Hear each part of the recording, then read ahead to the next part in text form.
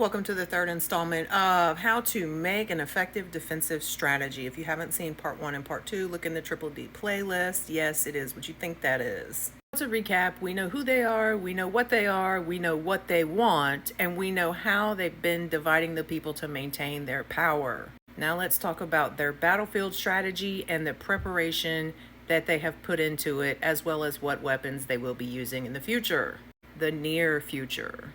Number one, they have been preparing for this exact moment of class consciousness for actual decades.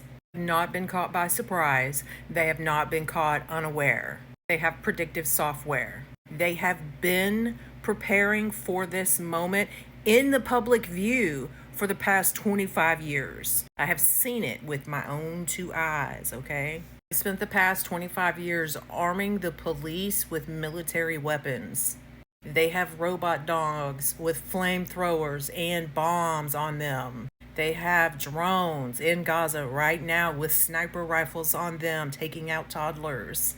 The things that we know about are 20 years behind what they actually have.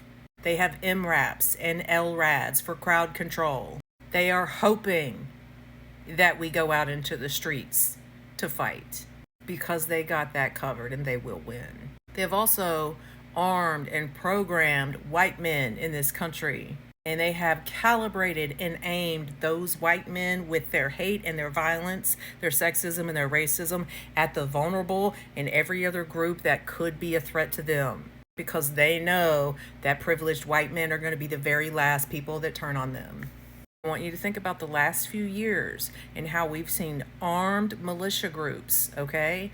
Armed white men with swastikas in every state, all 50 states, protesting, walking around and building terror group cells. Think about Rape Creek and how there was one singular arrest, even though there was a terror cell in all 50 states, with the stated goal of raping every single white woman and girl and killing every non-white woman and girl. There was one arrest, and he's already out of prison. These are the weapons that they plan on using. The white men, the technology, the police force. Google's been trying to build DARPA an actual fucking Terminator for 20 years. God knows what else they've given them. I say all of that to say this. We have one chance. We have one move. And that move is not doing what they expect. It's not fighting on the battleground they have chosen. It's not fighting in the way that they believe we will. They expect us to, the way that they have programmed us to fight. Our move is to find other ways to fight, to resist, to disobey, to opt out, and to walk away.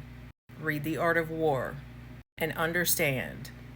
We need 12 million people, and that's it. We need 12 million ready and willing to stand up, not go to work, not spend any money for as long as it takes, no matter how painful that gets, no matter what they might lose, their homes, their cars, their jobs, everything. And we need that now. If we wait till after January 20th, this is going to be the World War II that happened in Germany, but it's going to happen here. This is their plan. This has always been their plan. That's why Donald Trump's going back to the White House. This is not an accident. This isn't just because white people are shitty. This was always the plan, because they will do anything to keep the power and the money that they have stolen from everybody else in the world. Our time to fight is now. Stop spending your money on Christmas. Stop spending your money on shit you don't need, and start supporting each other today. Build this today. Put money in the hands of the people who need it instead of the hands of the billionaires. And build this in your town, in your neighborhood, in your city, right fucking now. Peaceful protest is not it. The Free Palestine movement's been doing that for over a year. Nothing has happened. Calling your senators and your representatives has not worked. The Free Palestine movement has been doing that for over a year. It has not worked. Letter writing campaigns, appeals to power are never going to work. It does not suit their interest. Stop wasting your time. You are putting yourselves in greater danger. This is the truth. This is the reality. I have nothing to gain by saying these things to you. I have nothing to gain by lying to you. This is where we are. Am I saying that there will be no time in which we have to fight back physically with weapons? I'm not saying that. No matter what we do, we're going to have to do that. But only a fool fights on the battleground the enemy has chosen. Only a fool fights with the weapons that the enemy has armed them with. Only a fool does what the enemy expects them to do. Don't be a fool. Take care of each other. Build a community.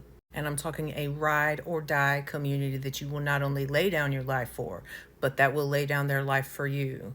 But the stated goal of that community is to make sure that as many people can survive, do survive. Because that is the only way to win. That is the thing they cannot fight. They do not want us taking care of each other. When we take care of each other, they have no power. When we take care of each other, there is no way for them to fight that. They have stacked the deck in their favor. They have the overwhelming force. They are going to come out of the gate on January 20th with shock and awe meant to cow the population of this country. And it will work on most of them. Don't delude yourselves about that fact. Read about what happened when the mustache man took power after he was elected. This will be worse.